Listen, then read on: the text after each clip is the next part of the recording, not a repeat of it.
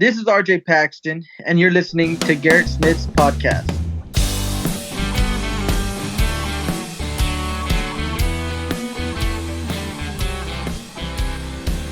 All right, welcome to episode number 1 of whatever the heck we're doing. I'm Garrett Smith, and today I am bringing you straight out of Agua Dulce. Did I even say it? Agua Dulce? Agua Dulce? Yeah, Agua Dulce. You want to be proper and try to put some Spanish on it. It's like Agua Dulce. Tell you what. So it's kind of straight out of Corpus. RJ Paxton. Close enough, man. About 45 miles west of there. Awesome. Yeah, it's funny. I never put 2 and 2 together until I saw your Facebook post the other day that the Robert O'Keefe, Lyle Lovett song was actually referencing that. I'm like, that's what he says there. Yeah, well, a lot of people they think it's actually Agua Dulce, but I think there's a little town out towards Bryan, Texas. It's a little suburb they call Agua Dulce, and that's where he's talking about. Oh, probably. Yeah, that's what I hear. It's not actually Agua Dulce, Texas, where I'm from. But, I mean, to each his own. I finally went to see like what the actual street corner was that they recorded from a porch on. And it's all just like bars and bike shops and stuff now. It's not even... There's no front porch to speak of at the spot where they wrote it anymore. Oh, I'm sure it's long gone by now. I don't know. Yeah. Tell you what. Run over by drunk college students. Yeah, I wouldn't doubt it. So how have you been surviving this Corona apocalypse, Coronageddon, whatever we call it? I don't know. I don't know what the history books are going to call it. I've been all right. I've been, of course, you can't put down the guitar when you're stuck inside, I guess. I'm not going to say what I've been watching on Netflix because I'm sure you know exactly what it is, and I don't want you to go and rave on about it because I can't stand it. I'll just put a soundbite in. Yeah, okay. Carol did it. All right. I'm not I didn't attest to this. You get copyrights, that's on you, but yeah. But anyways, yeah, I'm trying to get some new pen to paper material going, but man, I'm not gonna lie to you, I've been kind of struggling, but you know what? I'm not gonna force it. It should just come natural. When it does, you know. Dude, your notebook is how many songs do you have in that thing now? Okay, well, my songs, I have 31 completed, and maybe about another 20 I just kind of dabbled with, and I just haven't finished. Now I have, our buddies Gabe and Matt. I have a couple of theirs that I've kind of tinkered with just to help them out. Shout out to Gabe and Matt. Y'all guys are awesome. Shout out Emrod. In fact, Gabe is going to be episode 2. So if we behave well enough, okay, yeah. This is gonna be wow. All right, this is gonna Gabe. I hope I leave you able to follow up, man, because I'm gonna knock this one out of the park. Yeah, just don't get me canceled. I'm trying to keep it PG, man. I really am.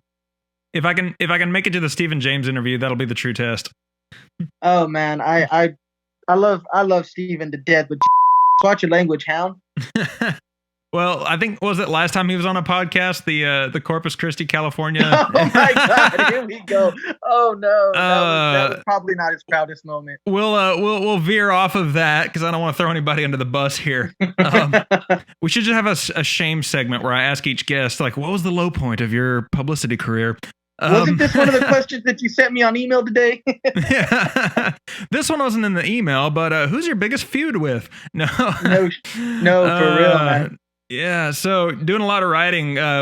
Obviously, it's kind of hard to go in the studio right now, so it kind of takes away the point of me asking, so when are you going to record? Because I'll be honest, I had one session left on this album I've been working on, and I don't know when it's going to be. Nobody knows. I know I showed you a couple of them. I already have some, I guess you could call them demos to throw out there. I've already released the single Hey Girl out to radio waves. It's just been a matter of scrounging up some change to put it on, your basic music groups or outreaches, I guess, such as Spotify, Pandora, SoundCloud and all that stuff, iTunes. But it's just a struggle to get that done, man.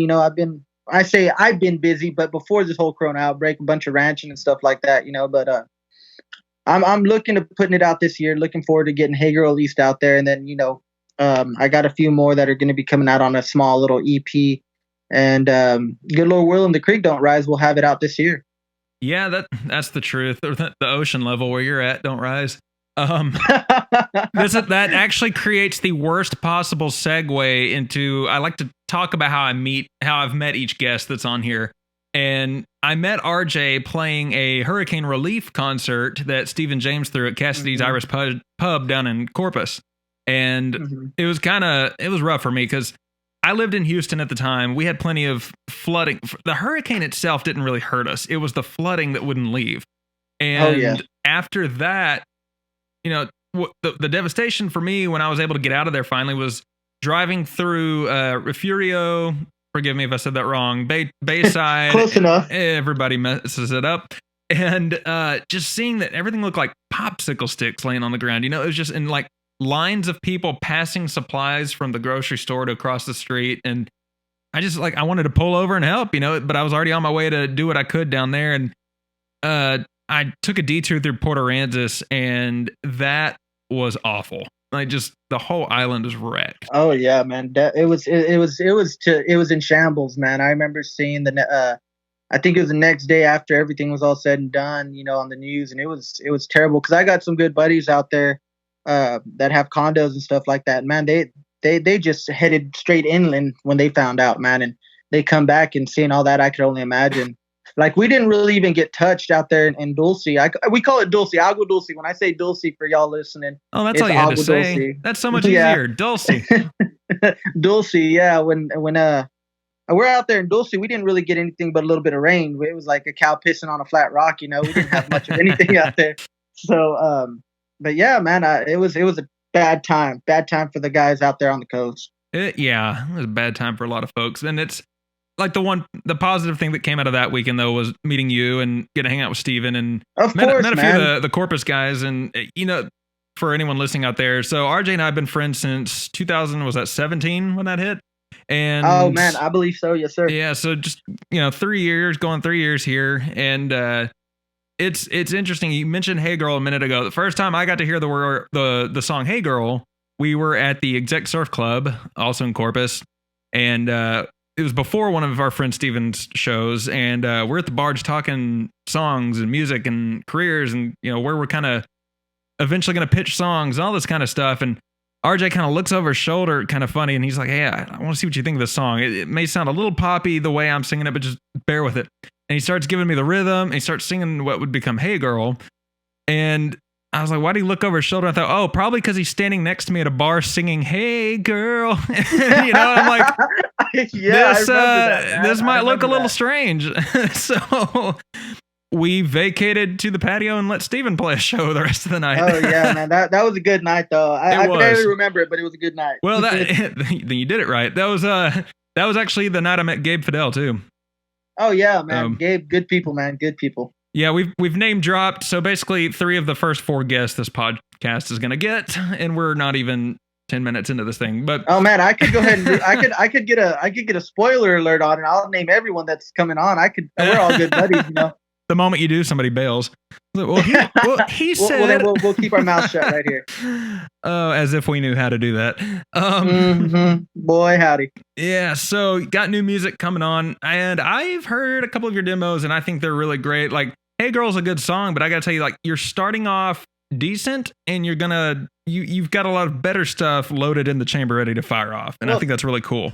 Thanks, man. I appreciate that. That means a lot coming from someone that already has 3 albums out. And let me tell you, man, I have you on every music platform I got on my phone, and let me tell you, I'm always banging Port A. Let me just tell you, Port A is something is gonna stick around. It's one of those songs that, you know, 50 years from now, I'm gonna be on my rocking chair on the front porch just saying, oh yeah, Spring Break, here we go. It's just gonna remind you automatically that Spring Break, the music video, man. All the time. I'm gonna tell my grandkids too, growing up, like, hey, y'all come here, listen to this. Hopefully it won't be on a vinyl record, but I mean, hey, it'd be pretty cool if it will actually. You know, if money were no object, I'd totally get it put on vinyl. And who knows? That's not to say never. One thing you might note, y'all, RJ is the guy standing next to me on stage in the Port Aransas music video towards the end. Oh yeah, that's right. Yes, sir. That's correct. That was, we were sharing the stage that night with, let's see, who was it? Stephen James for the 800th time. Wow. So I call it Party in Port A. I go to Port Aransas every spring break just to put on a show for people down there because people are in the mood, just have a good time. And I believe that was number 2. That was year number 2, Billy Joe's.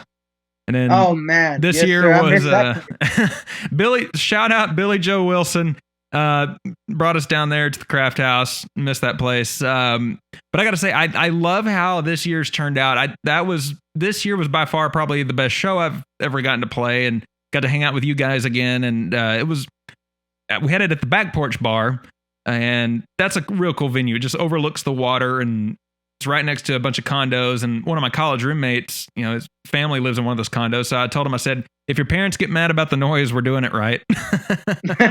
Yes, sir. Yes, sir. That was a fun time. Good times, man. It's always great to hang out with y'all clowns. Yeah, we've name dropped 3 of 4 or however many. AJ Gell opened that night, and he had a pretty good response, and was previewing some of his new stuff, and he is going to be one of the first 5 people, I believe, on this show as well. Actually, this whole thing was his idea. So if you don't, we're 11 minutes in, and if somehow you hate it, but you're still listening to it, that's the man you need to blame, AJ Gell, spelled like Ghoul. Man, throwing him under the bus. I thought you said you weren't going to do that. I didn't say that. I said we're going to try to keep our mouth shut, and that clearly failed. He gave it the good old college try, huh? So take me through your story as a musician. Well, let's see here. Early influences, man. Growing up, I remember being 4, 5, 6 years old, somewhere in that little area. Me and my parents would jam George Strait, of course. You can't diss King George, Kenny Chesney, Garth Brooks, those guys, mid to late 90s country stars. And then as I got older, it was my grandfather. Wait. Sorry. Is this Kenny Chesney back when he was, turned on by his farm equipment, or was this later when he went kind of? Yeah, I'm not gonna lie to you. I'm not proud to say it, but I jam. She thinks my tractor's sexy. I got the mullet going on now, so I feel like I'm a part of the song just by that. Well, to me, there's no shame in that song. I don't care if he wrote it or not. He was. It's whatever. That's we could do a whole episode on tractor songs, but continue, sir. So yeah, like I was saying, my grandpa turned me on to the old vinyl records he had stashed away. I finally got a record player back. I think it was my 8th freshman year in high school. I was gonna say 8th grade year, but it could have been 8th grade. But I think it was freshman year. And man, I just started spinning them records of Hank, Conway Twitty, Loretta Lynn. You name them. And that's where I just started falling in love with classic country music. I was gonna say something, and I told you I was gonna keep it PG. So hey, let's test the bleeper. Oh, okay, trash. Okay, we can take that. Yeah. I don't have any pending contracts out there yet, so yeah. Neither do I. But whenever I do, hopefully I will eventually. At least the songwriting part of me, anyways. Well, I did have that fake record label try to sign me a couple months ago. I don't know if you remember that. Yeah, that's something I would want to get into. Man, that's a sticky situation right there. Except find out they're fake. Yeah, heck with that. Yeah. But yeah, man. That's really where my early influences came from. I remember my grandpa and myself. He actually plays a saxophone, and nice. He turned me on to that bluesy jazz kind of stuff, and I just started digging it. And then of course you started to get into this late country music that Luke Bryan, Jason Aldean, Sam Hunt, all these guys. And yeah, I mean, it's not my cup of tea, and I don't mean to dog it, because I mean, you can't really ever dog anyone that's doing it for what they love. The guys that write the songs, you can't blame them because it comes from the heart, or I'd like to think so anyways. And I think all those guys I'm not going to ever knock anybody because they're just trying to make an honest living. They ain't my cup of tea, but I'm not going to attack them for it. But I don't know. I don't know. I don't know if any of those guys are scrapping for pennies anymore. But well, you know what I mean, man. You can't really knock them. They're doing it for themselves and for other people. They're not doing it for people like me that don't really care for it. Yeah, I don't care for it, but I'm not going to be that guy that tweets at one of them. It's like, you suck. And I'm like, well, how's your career going? I'm like, hey, man, my mom's going to listen to this podcast, all right? Exactly, man. I don't know about this whole tweeting situation, or Twitter, or whatever you want to call it, but... Well, just you just ask Rich O'Toole how nice Twitter is. Oh, man. I haven't talked to that guy in a while, man. I hope he's all well. Rich, you listening? I hope you're all well, buddy. If you're listening, I was just kidding about Twitter, sort of. Rich gets a lot of haters, and sometimes it's just like, really, like, this is excessive, people. But Heck, that's somebody I need to have on this podcast at some point, because that dude's had like a podcast with other people and clothing companies and emoji. I don't know, like. Oh yeah, that was wild, man. I don't know how you pulled that off, Rich, but let me tell you, that was pretty cool for a little while, man. Well, he's not on here yet, so we'll save that for his when he's a guest on here. But yeah, so all those influences, and it's kind of cool that you still have appreciation for all the phases, because I hear that argument all the time. It's like, well, it's still country music. It's always had its phases, and it is interesting if you go back and look into like Willie Nelson's first couple of albums, and any artist who was prominent in country music at that time, and you go and listen to non-country artists who were popular at that time, it sounds very, very similar. And in the 90s, where some of that country that we really grew up on and love kind of went with a more hard guitar sound, if you look at what was going on in rock and roll, that was kind of when the grunge era was starting to pop up. It was at the, exactly, yeah. Aerosmith had dipped back into drugs. Guns N' Roses had kind of taken over through the early 90s. And when those guys started to kind of fall off, it was all grunge. And so experimental guitar sound was really, I think, what played a part into where country started to change. Yes. So it's kind of a fade, but I don't know. I do feel like it jumped pretty hard from guitar to hip hop claps, but. Well, you know what? I don't know how you can sit in a studio, just you singing, and have a bunch of guys, maybe 3 or 4 guys in there being able to push buttons, and there's your guitar, there's your drums, there's, the electronic stuff. I don't get that. I don't think I could do it. I prefer live band in there with you, or, recording behind a live band is what I should say. Oh, absolutely. But I mean, to each his own. Again, I'm not trying to knock it, but at the same time, that's just my preference. Yeah. And I'm the same way. And it's when I very first went into a studio to record, one of the, I would say, demands, because I didn't know what I was doing, but my request was basically out of principle. I said, look, I am open to suggestions, but I will not have a fake drum track. I will not. And producer looked at me and said, well, I'm a drummer, so you're in luck. And neither of us really captured a heavy guitar sound on that album. However, the drums were heavy. In fact, sadly, worst song I ever put out. I shouldn't even pitch it here, but it's called "We Go Hard." It's just a hit the bar strip heavy. Yeah, I know, but it's not your worst song. I don't think you have a bad song, man. Thank you. Think it's. I mean, that's just my input. Now, you go ask someone off the street and play it for them. I'm not saying you're going to get the same reaction. But well, if I took it to Nashville, they might like it, But you know what? That song has a metal drum beat with a double kick, and I gave it to the producer. He kind of looked at me funny. He's like, "You sure?" I'm like, "Yeah, totally." Sure? I didn't know what I was doing, but yeah. So I actually included that on this whole vocal redo I'm doing right now. That's going to be on the redone album. So I don't know. I'm putting it later in the album, so people have their minds made up on me before they hit that point. But it's interesting what you can do if you just don't do the snap track and throw some variation into it. Yes, sir. That's what I like about my lead guitarist. Speaking of variation, before we get going again, my lead guitarist, he's a young kid, and I mean, I say he's a young kid. I'm 25. He's what, 18 now, and that kid is just chock full of ideas. And shout out to Isaac if you're listening, man.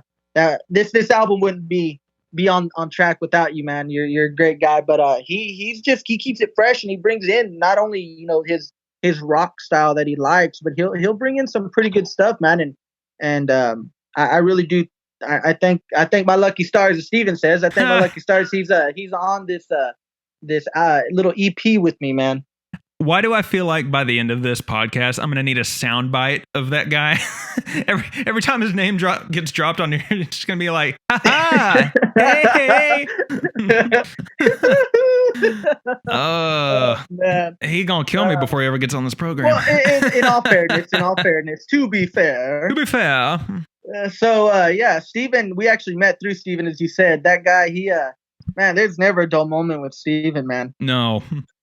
No, something I'm going to ask every guest is what their funniest or craziest story of their music career is. And one of mine might actually be from one of his shows, but I'm going to wait till he's on for that one.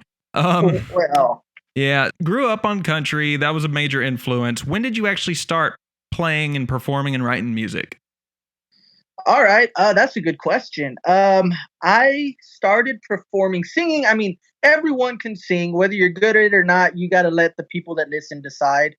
And of course, I got some great advice actually growing up. Is don't sing for people that don't like your stuff. Do it for the people that do. And It's great advice. yeah, I know, man. I don't actually remember who does that. I wish I could name drop again, but I really don't remember. But I know I was told that, and it was like, wow, okay, and that really um, gave me a reassurance to go ahead and do what I want to do, man. I mean, I've always been in love with singing and playing guitar and stuff like that. So going back to your question, like I said, I always sang and messed around. I dabbled with guitar. I got my first guitar when I was like 8 or 9 from my dad. It was a little first act, and I would, I learned a couple chords here and there, put it down. Went into middle school, junior high, and then picked up a couple more chords, put it back down. And I remember in high school, I think it was my sophomore year, my baseball coach actually, Coach Ricardo Vives, he put on a talent show.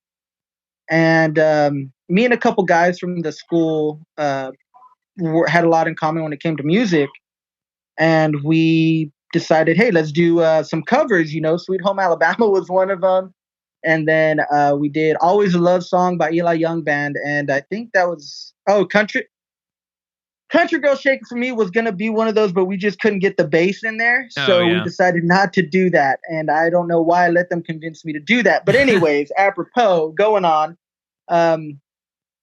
After that, that's when I said, you know what? I got a lot of compliments and a lot of attaboys and pats on the back for it. And, that's when I really decided to pick it up seriously. After sophomore year, I started actually trying a little bit more. But baseball always played a huge, huge part in my life. Baseball was always before music until after my semi-pro days. So I just learned something new. Okay, I knew you played college ball at OPSU. Yes, sir. Go Aggies. And yeah, I did not know you played semi-pro though. Yes, sir. I played semi-pro. I was with the Corpus Christi Control, and then I went up to Nacogdoches. I played with Nacogdoches for like 4 months because they needed a catcher up there at the time. But let me I'll get to that here in a little bit. Let me get back on track. I left high school, got a ride out to Oklahoma. Don't know why I decided to take it, but it was a fun experience. Hate the cold, but you know what? I weathered it for a good year. Tore my rotator cuff up there. Ooh. And tried walking on to Kingsville down here in South Texas. And it was unfortunate that none of my, I guess you could say my credits transferred, not all of them anyways. So I wouldn't even be considered a freshman down there when I did so. So I rehabbed a little bit, and then I got a call from Nacogdoches saying that, hey, we got word from so-and-so down the line that, you're a catcher available to come and play. And I'm like, yeah, I just have this minor injury. I didn't know how major it was. It's torn rotator cuff, by golly, and I said, all right. So they said, we got a place for you to stay. Just come and play. And I did that. Pay was crap. And I decided to come back home. And literally on the drive home, I got a call from a buddy of mine. He's actually very musically inclined as well. Michael actually both of them called me because it was on speaker. Michael and his brother John ended up calling me and said, hey, we got a place for you to play. And they like 2 days later, we met the coach and I was on it. I stayed for about a year and a half, 2 years, pretty much 2 seasons, decided to hang up the cleats. And that's when music came around. Of course, what great story would it not be without a heartbreak in there? I ended up breaking up with my girlfriend at the time. I didn't break up. I'm not a heartbreaker, man. I'm not. A parting of ways happened. Yes, sir. Parting of ways happened. And of course that had a big influence. I said, you know what? I wrote my first, I'm not going to say I wrote my first song because Hey Girl was actually my first song, and that's not a sad song.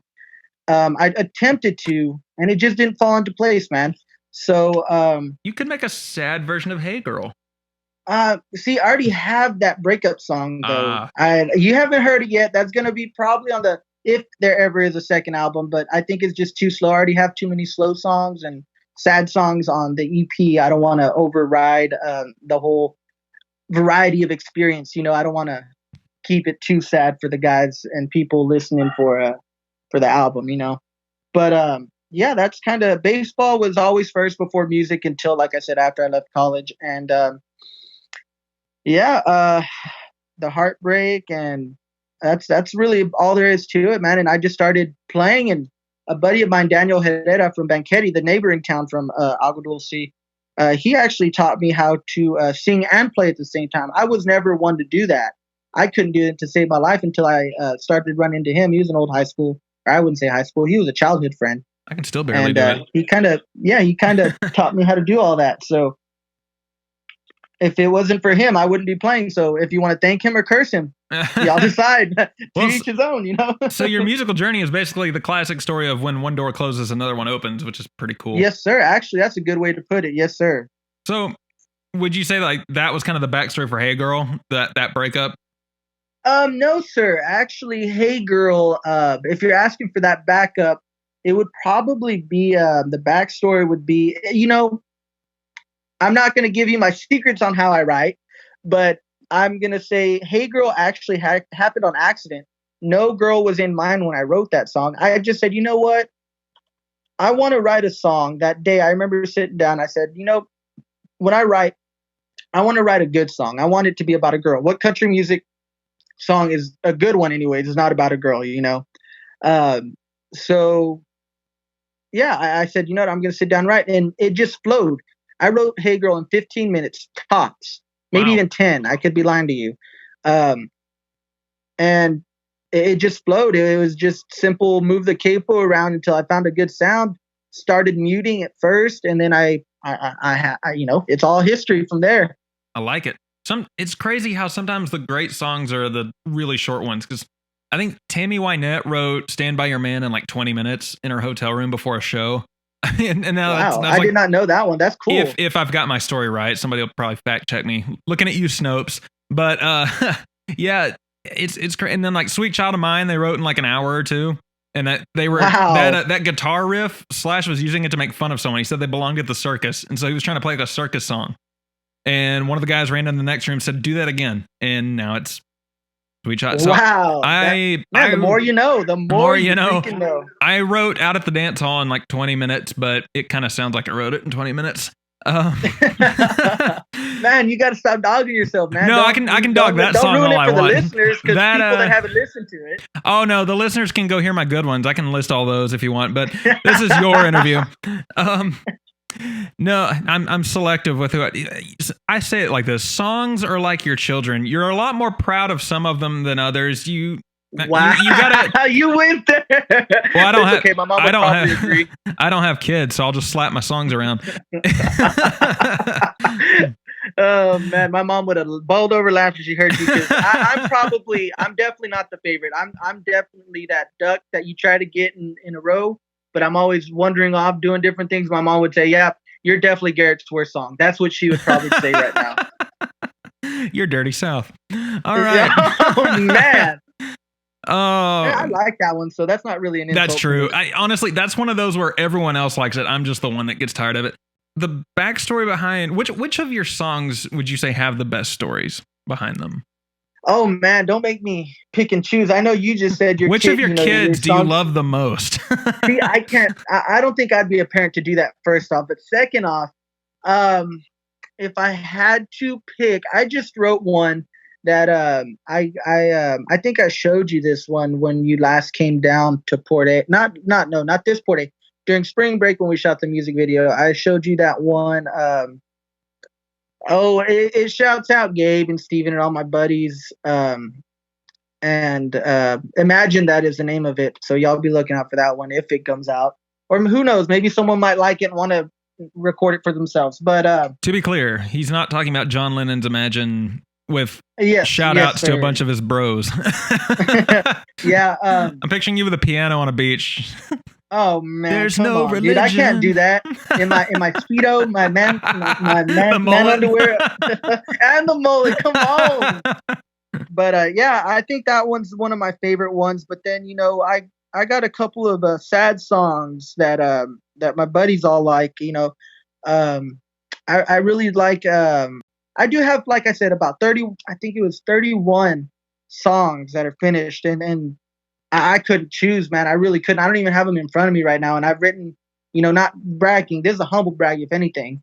I've written so many that I really forget some of them. I just play Hey Girl and like two others, and that's about it. The ones I played there for you on your Instagram Live when we did that, those are really the only ones I know by heart. Yeah, but go ahead. What we'll do is once you have those released, you can just like make a return to the podcast and. Oh yeah, man, I would be more than happy to do that. I'm having a ball right now. Just you're racking my brain. We need to start, giving a little bit more time to these guys or these guests that you're going to be having on here. Yeah, so that way sure. they can prepare. Because, geez, man, this is a hard question to answer. But this one's the hardest one by far. Hopefully all my guests that I have lined up stay on. I've got about 6 episodes lined up. So hopefully this is not like 6 months later, episode 2, RJ Paxton returns. Oh, man. Oh, let's hope not, man. Because this is a lot of fun. I encourage people who are listening, if you're a musician, jump on this because this is a lot of fun. I'm having a blast. Thank you. And like you said, if you're a musician, what else are we doing right now anyway? So... Touche. On that note, do you have like a virtual tip jar people can donate to? No, sir. I'm not big on technology, man. I've never really been big on like gaming and stuff like that. I don't even know if this podcast is recording. See, that's exactly my point. So I have the apps of Venmo and Cash App and all that. I just haven't set it up. Same that whole Twitter thing. Same thing. I'm not big. I barely even have a Facebook. Instagram, I haven't posted on in a year. But to be fair, I was waiting to get this mullet to where it's presentable, and then start bragging about it on Instagram. That's why I haven't posted in about a year. Because I started growing it out in August. Actually, thanks to Gabe and Cameron and Andrew for that. They kind of peer pressured me into growing it. I'm not gonna lie, I did it against my own free will. They just said, "Hey, grow a mullet." And I was like, "All right, bet." But now you hate to see it go. Oh no, Matt Rod in me came out. He did you hear that? I said bet. I never say that. For y'all listening, I never say that. I was just talking to Matt Rod earlier and he said it and just oh man, Matt, thanks buddy. I appreciate you. Well, I know what app you need to get then if you're going to say bet. No, I'm TikTok. How dare you? I don't know how dare I've got like I don't know. I'm on TikTok. I'm not one of those I'm going to dance on it kind of people. You'll find me on a stripper pole before you find me on TikTok. Well, that's kind of what TikTok is. Oh, well, I don't know what I know you make those videos. I see a couple of them on Facebook, but I mean, you watch damn near anything at 3:00 in the morning. Yeah, basically I clip out my YouTube videos and throw them on TikTok and hope it catches. But hey, who knows? For upcoming plans and things like that, what can we expect to see? I know you've kind of highlighted your plans with writing. I know it's kind of hard to ask any musician or really anybody right now what the next few months looks like, but what's something you want to kind of accomplish once we're out of this whole Corona spell? Once we're out of this, I definitely want to put out music for not only you, but the listeners. Like I said, I put Hey Girl on the radio station. It topped Texas's radio charts at 100. That's the highest it's been. But at the same time, it was like, is that how true are those? And even then, it was a quick glimpse at it. Yeah. I would really like to get this EP out within this year, at least Hey Girl, because I've been getting a lot of questions asked. When are you going to put it out? How's it coming along? And it's nerve wracking because you want to tell them like, hey, this takes money, and sometimes it's the finances aren't always there. Yeah, but I'm not making excuses. I'm not making excuses by any means. But at the same time, it's like I'm doing my absolute best, and I will get it to y'all as soon as I can. Yeah, and we're looking forward to hearing it. Check out RJ Paxton he is on Instagram, RJ Paxton Country, and what other platforms should people follow you on? Oh man, I mean, there's always Facebook. I got my personal, and then I got the band's Facebook page. The band's Facebook page, I can't reset the name because 3 Seasons South is no more. It's the RJ Paxton Band. But if you get on Facebook and you go to the search bar and search RJ Paxton and 3 Seasons South, that is the band page. But my personal, you just look up RJ Paxton, and I believe my profile picture is me and Bonnie. Yeah, I got a little 3-year-old Catahoula cur, and she's practically my daughter. You hear fur baby and stuff like that. Yeah, she has human qualities. She has her own personality, man. It's crazy, dude. That girl, she gives me attitude all the time. I love her, but she's a pain in my butt. Well, with a name like 3 Seasons South, I'm sure that's going to pique people's curiosity. How did you get the name for that to be your band? Okay, so I've always joked growing up because down here in South Texas, it's always hot. You don't really get to experience the winter months. So when I say 3 Seasons South, I don't remember my saying because I haven't said it in a while. It was something along the lines of, down here in South Texas, you only experience 3 seasons. So it's only, I always said 3 Seasons South. Like it was a name wordplay on it. And I was like, hey, that's not too bad. So it was always summer, fall, and spring you really got down here. Even then, it's all summer. You're sweating your butt off every day down here. And then wintertime, you get to a cool 75 degrees. Well, once upon a time, I thought it'd be really cool if I played bass and Gabe played drums. I didn't even know if he played drums. And we just had a ZZ Top style band. So they would think, 3 Seasons South, because there's 3 of them. I'm going to now go into the fun round of the big 3 questions I want to ask everybody. Oh, no. If you could collaborate with anyone out there, who would it be? Oh, wow. Yeah, just throw me off my rocker right here, right? Shoot.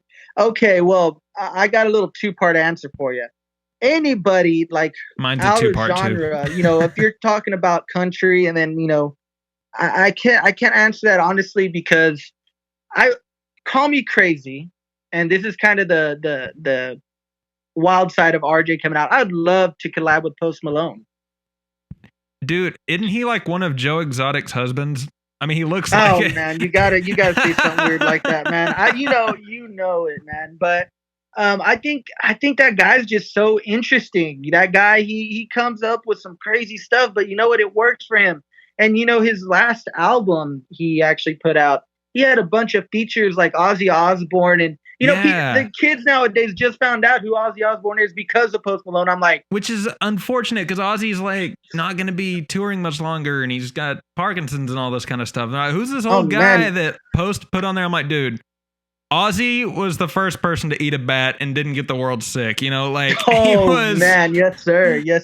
Oh man, I remember that Posty. day. I actually remember hearing about that. The first time I heard about that, I was eating my cereal in the living room, getting ready for school, and the next morning, I remember thinking to myself, how crazy do you, I mean, this is little, I think I was 6, 7, 8 years old when that happened. I was like, how crazy do you have to bite off a bat's head? And then I was like, now these days, I'm like, yeah, I understand it. You do anything for a little bit, drop a clout. You know what I'm saying? I still think I'd rather just eat barbecue and if you're in San Antonio, you're in the mood. Sometimes you say stuff on stage. You're just like, did I really just say that? Oh, I probably did that in this podcast. Yeah, touche. Well, we can, and before anyone says anything in the comments or whatever, Ozzy's cool. He apologized for the Alamo thing. He donated. Oh, yeah. He donated tons of money to the Daughters of Texas to keep the Alamo up. That was before George P. Bush decided he wanted to renovate, or what do you call it, re-imaging the Alamo. Like, dude, yeah, it was something along the lines of that. Crap. But I'll tell you what, man. Let's go back to the whole question before we start getting a little too off track. Yeah, I've probably made Post Malone and the Bushes mad at this point. You don't want to do that in Texas. So, Post Malone outside of country, but of course, I would really love to get on Willie Nelson's good side before let's face it, he's not getting any younger. I would love to collab with Willie. That dude's gonna live forever. I'm gonna live forever. I mean, he is the case for medicinal marijuana. Like, name a better scientific case than Willie Nelson. Oh man. Yeah, I would love to just at least talk to the guy and get some advice and just to poke around in his brain for a little bit, even though I probably wouldn't be able to see much, but I would love to just to collab with him, man. That would be a huge honor. And of course, George Strait, this is a little bit too far-fetched. I think this would be the hardest one to do, but sit down with George and write something and featured, or whether I'm featured or he's featured, I really don't care. I would love to just sit down and write and just to, like I said, poke around in his brain for a little bit and just get to know the guy. But he's always been a big influence. No way an insult on George, so nobody take it that way. But he'd probably let you write a song for him, because I do know that a great deal of his catalog were songs that were pitched to him. I mean, I know that's common of all big timers, but every now and then for me, like, 'cause for me, every song I record is one I've written and it meant something to me, or Right. I found the process of writing it hilarious and I just go for it. I get kind of disappointed man. if there's a song that I'm like, wow, that's deep, or wow, this really connects to me, and then I look it up and it's like I don't recognize the name on the credits. It's kind of like, really, like you didn't write that? Well, I've always been one to give credit where credit's due. And I'm sure George and everyone else out there that really don't write their own music, I'm sure they do. But at the same time, it's like, it's hard to find people that actually write their own stuff nowadays. It really is.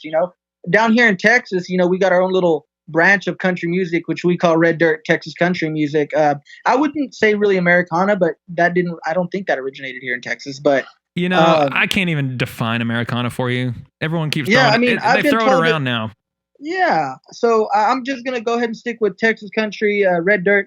The guys down here, yeah, the majority of them write their own stuff, and I'll be honest with you, it's all great, and I listen to everyone from, you got Cody Johnson up there, and hopefully Gabe here pretty soon puts out some music. Everyone from Cody Johnson to Gabe Fidel, and myself, I support not only the big guys but the smaller guys down here, and in the bottom of the totem pole. Or what was that one? AJ said something about a totem pole the other day. And God, that was so spot on. Somebody said something about being the dirt that holds up the totem pole. That was AJ. That's where we're at, man. Or at least I am. I'm the dirt that holds the totem pole. At least I'm getting used for something nowadays, Question number 2. If your band could headline any venue, where would you go? Oh, man, that's a good one. Man, I would honestly be happy with playing here in Brewster's. Now, the band, I don't know. I'd have to talk to the guys on that one. But speaking for myself, I mean, I would love to go. I was looking forward to that show at South by Southwest, man. This dang coronavirus, man. Stupid coronavirus. Let me tell you, I was looking forward to that one. To headline, you know what? I would love to play at the House Pasture, and I believe it's in Concan. Or, over there, Gardner State Park, that area. The House Pasture, there's just something magical about that place, man. I actually got turned on to that spot in, I think it was 2010. Me and a group of friends, instead of doing spring break in Port A or Mustang Island, we actually did spring break at the Frio River. And I saw William Clark Green open up for Josh Abbott. And, of course, everyone knows who Josh Abbott was at the time, but not a lot of people knew who William Clark Green was, and this was right before Ringling Road came out. Oh, and, yeah. William Clark Green, if you ever find your way listening to this, I remember we were walking by the merch stand, and he was there by himself, and I stopped by with my ex-girlfriend at the time. She was my current girlfriend, but my ex-girlfriend. We were looking at the merch, and he's like, "Hey man, you want a koozie? Buy one, I'll give you another one for free, and come take pictures. You post them all over social media." Da da da. I'm like, we're kind of shocked at the moment, like, "Oh, okay, man, like whatever you want, And we ended up doing so, right? I didn't know at the moment, but I was going to be a musician as well. But I'm glad I did because hey, it all comes full circle, Yeah. And couple, it was like a year later. I could be wrong, but don't quote me on it. I remember it was about a year later.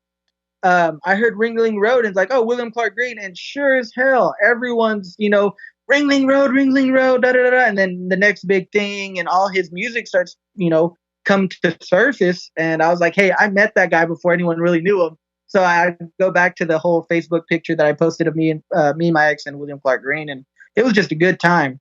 That's what most people do for Cody Johnson. Oh my gosh, I knew Cody Johnson before he was. I hate when people do that. Like they're ruining Cody Johnson for me. Yeah, but I mean, going back to the whole House Pasture thing, it was just, there's something magical. I've seen Kevin Fowler play there, Josh Abbott, William Clark Green, a few, Roger Krager. That was a fun one. I've seen those guys out there, and let me tell you, it just every time I go, it's always the hair raising experience. You always got the hair on your arm standing up, your back, the back of your neck. You're just kind of like, the back of your mullet. The back of my mullet, I'm just like a mohawk, just poof. But I would honestly have to say for myself, it'd probably be the House Pasture. But the guys, you'd have to get with them, man. To be honest, I've never even seen that venue. Really? Well, it's almost okay. So you've been to Brewster Street, right? Yeah, yeah. It's kind of like that. It's not exactly like it, but that's probably the closest venue I can. It now by any means is it a dance hall. It's not Green Hall or anything like that, but it's definitely homey. It gives you that outdoorsy feel, and that's what it is. It's an outdoor patio bar kind of thing. And I actually went. I remember one spring break. I think it was my second one. I went. I think I saw that was the one with. I think I saw Kevin Fowler. And that's the one that it was frigid cold in Brewster Street. Now they end up shutting their bay doors, Wow. but back then, the house pasture, I don't think they had anything like that. They just had like a little net that they put over, and even then, it was practically a fishing net, So there was gaping holes in it. And I remember it was so cold, and I was there. I didn't even prepare to go up there. I thought it was going to be nice and sunny. I guess a cold front blew in last minute, and man, it was so cold. I was there in my pearl snap and boots and jeans. That was it. Wow. So it was cold, but yeah, it's a great place, man. If you're ever in the area, I suggest you go not only float the Frio, but I mean, go out there and check out the house pasture, man. That's a great venue, man. We'll go whenever this whole Corona apocalypse is over. Say when. I just did. No, like an exact date, buddy. But yeah. all right. Well, here's a mind blower for you. Don't judge me. I've never had the opportunity to go to Green Hall. Yeah. See, I've been, but I never stopped. Right. Well, yeah. Okay. I've been like to it. I've never gotten to go to a show there. And I was going to go see Cross, Rags, and Young in April, but now that's not going to happen. You were telling me about that the other day. I remember when we talked. Yeah. Because, I was about to buy my tickets, and a friend of mine who lives down there, I did not put this connection together, but he said, if there was ever a moment where Cody Canada would show up in the same room as Grady Cross and Randy Ragsdale and all those guys again, it'd be there because that's in Canada's backyard. And I was like, right. You're right. I said, I don't think it'll happen, but if I pass up going to that show and it happens, I'm going to throw something through the wall. Well, so, I need video or it didn't happen. Right. There's still hope. The big one. Question number 3. What is the funniest or craziest story you can tell from your music career so far? First off, I'd like to say I plead the fifth. I think that's everyone's honest answer. Honestly, let me see something. I can't say anything that would get us accused of any kind of anything that get us thrown in jail. Let's just say, oh yeah, because you're in one of them, man.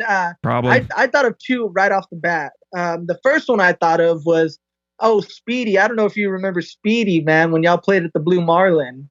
You and Gabriel Fidel. Yeah, that was definitely one of the craziest or funniest stories I got. I'm not going to get into detail what he said. We'll probably tell that story on the Gabe Fidel episode. Yeah, we'll let Gabe say it because I think that's more of a Gabe story. But yeah, that definitely comes to mind. Oh, and then you got the one where you were talking earlier in the show how we ended up opening up, or I say you ended up opening up for Steven. I was just on there just, to fill space on the stage. I don't know. I don't remember even how I got up there. Which show was that? The Billy Joe's. Oh, Billy Joe's. And I remember when Steven was, I think it was about halfway through, he was like already getting ready to close out the show. We're like, dude, you're only halfway through, bro. And he's like, he started saying like, tip your bartenders. Thank you, so-and-so. Thank you, so-and-so. Thank you, Roscoe. I'm just joking. There's no Roscoe. Oh, I don't even think he said he was joking. I think we were like, dude, who's Roscoe? And he just kind of laughs. Like, I was like, dude, there's 3 girls at the back. He's like, I'm just joking. There's no Roscoe. Because I think someone in the back was like, no, there's no Roscoe. Like they were giving him hand signals. And he's like, I'm just joking. There's no Roscoe. And I'm like, dude, what in the world? That was a long night. Oh, and then you had Hank T. Moon come in like later on in the show. Oh my goodness. Good people. Let me tell y'all, if y'all ever curious about who Hank T. Moon is, y'all go ahead and listen to, if y'all are in the Corpus area, 94.7 Jalapeno Country. That, let me tell you, he shares some great, not only music, but great stories. That storyteller from hell, let me tell you. Yeah, I got to visit with Hank for a while that night. It was an interesting time. And what I love about him as well is he's just so into the whole local country music scene. It's like he supports it, not just wholeheartedly, but he'll give everyone at least one shot to prove their worth on the radio. And I'm like, wow, you don't hear about that. It's kind of like you have to have some sort of clout or, so many followers on social media in order to get played nowadays. Oh, It's yeah. not just how you sound. And I'm like, I get it. Yeah, you have to sound good on the radio. But at the same time, it's like, and I'm not saying not all radio stations like this, but I ran into a couple of them where they kind of like hold out their hand when you give them the CD, the demo, and they hold out their hand out there and you're like, okay, what? And you know what they're insinuating. Oh, yeah. Like I'm like, yeah, I'm sorry. I'll go ahead and take the CD back if y'all roll like that. I think I'm not saying my music is everyone's cup of tea, but I'll tell you what, it's someone's shot of whiskey. Right. So, I mean, well, that's what it is. A lot of the man. scene, and I hate that even on Spotify, like a lot of those pre-planned playlists. So the other day I put together a playlist on Spotify called Quarantunes. I was like, hey, here's to get you through the quarantine. And that was probably a day or two before everyone and their dog started doing it for publicity.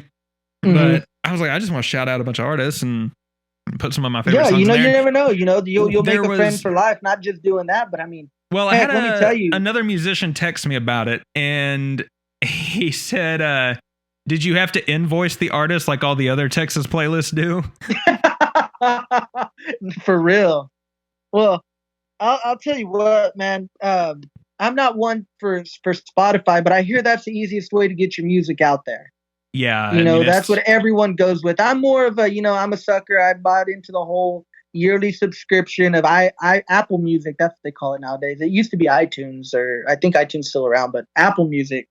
I did that, and that's where I get my music from. So if you're not on Apple Music and I really do like you, I will go to my Spotify, which I don't even know if it's even working anymore. It's been a couple months since I last used it, but I'll go ahead and do that just for the small town guys or the small guys like ourselves. But if you can't afford to put it on Apple Music, by all means, I suggest you do it because they got everyone there.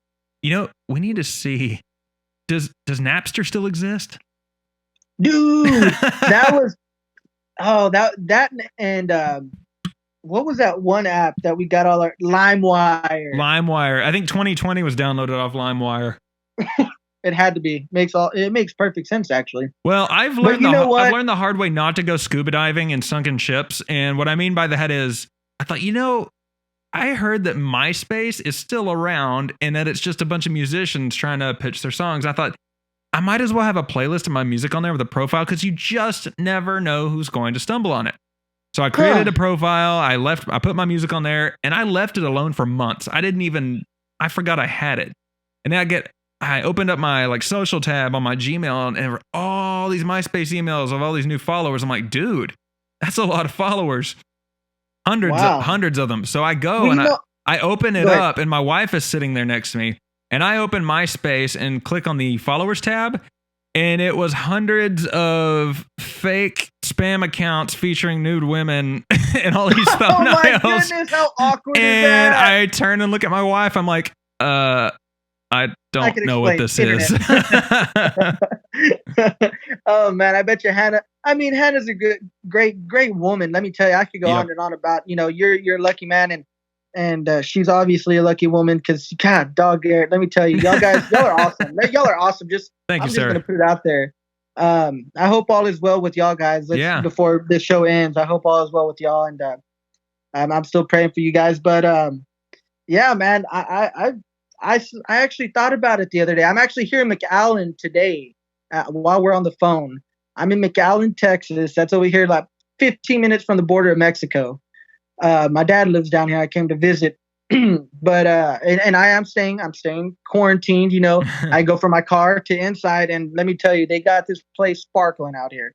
So, I ended up coming down here, and on the way down here, I was thinking, this whole 2020 BS would have never happened if Turnpike was still together. Dang Miranda Lambert. I'm just joking. I don't know if she was really the root cause for it, but let me tell you, it kind of looks that way from my point of view. But all jokes aside, let me tell you, I hope all y'all are staying safe out there with this whole coronavirus. You too, buddy.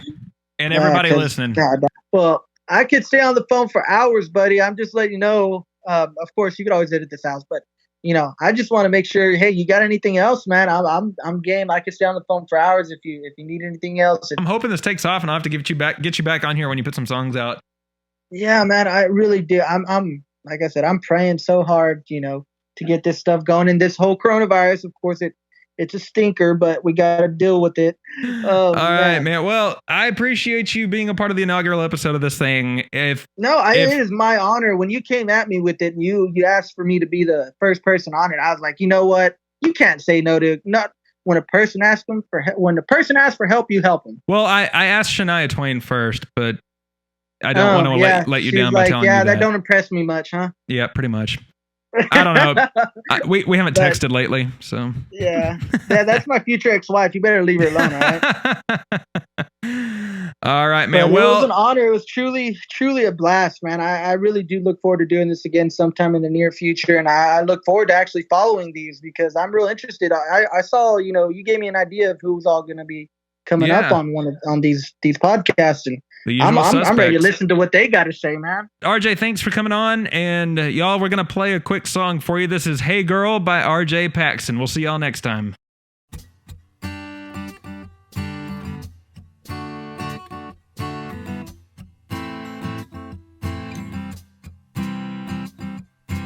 Hey girl, I know it's late and I don't want you alone, so I just thought I would call, hoping you'd pick up the phone. Hey girl, I know you got a lot on your mind, so why don't we just go and leave it all behind? Hey girl, I need to know how fast and where to go.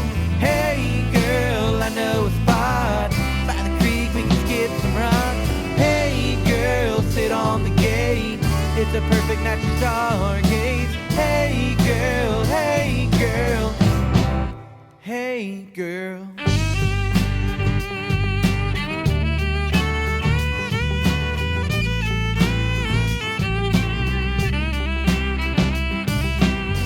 Hey girl, this night is good and we're feeling the way that we should. Let's kick it up a notch.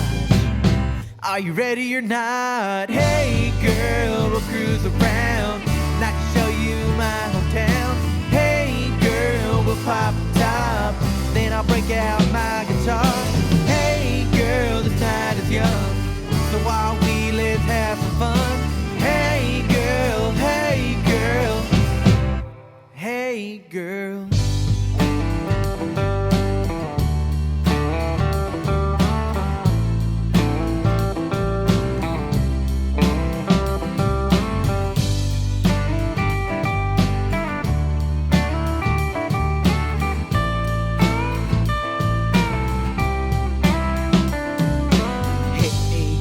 Start a fire and do whatever our hearts desire.